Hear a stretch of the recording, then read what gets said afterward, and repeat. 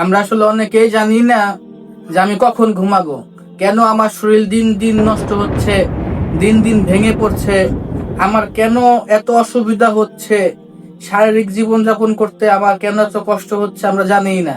কেননা আমার ঠিক মতো ঘুমিয়ে আসি না, আমি জানিই না আমার কখন ঠিক মতো ঘুমানো উচিত। আমি রাত 12টা 1টা 2টা পর্যন্ত দেখা গেছে জেগে থাকি, অকারণে জেগে থাকি। তা আমার শরীর কিভাবে সুস্থ থাকবে বলেন?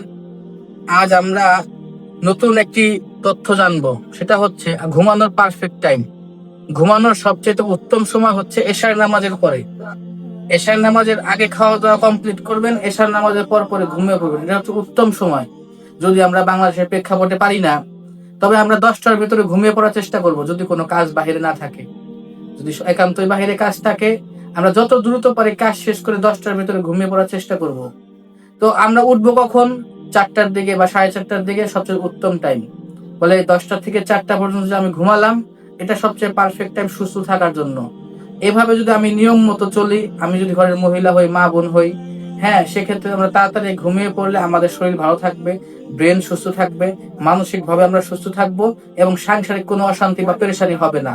আর যদি আমি লেট করি বা সময় নেই, সেক্ষেত্রে সারাদিন মেজাজ খিটখিটে থাকবে, খারাপ লাগবে, বদ অভ্যাস তৈরি হবে, একটা সময় খাবারের অনীহা আসবে, শরীর ভেঙে পড়বে, বিভিন্ন ধরনের সমস্যার সম্মুখীন আমরা হব।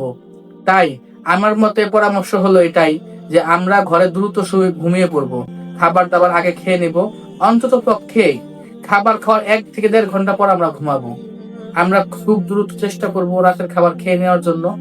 বিকাল 5টার পরে সাইন্টিফিক নিয়ম অনুযায়ী বিকাল 5টার পরে ভারী খাবার না খাওয়াই উত্তম। ভারী খাবার খাওয়ার কারণে বিভিন্ন ধরনের রোগ বালাই তৈরি হয়, শরীর সুস্থ থাকে না, শরীর অসুস্থ হয়।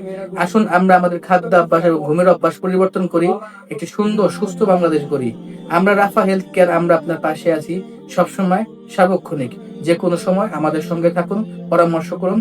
আল্লাহ হাফিজ।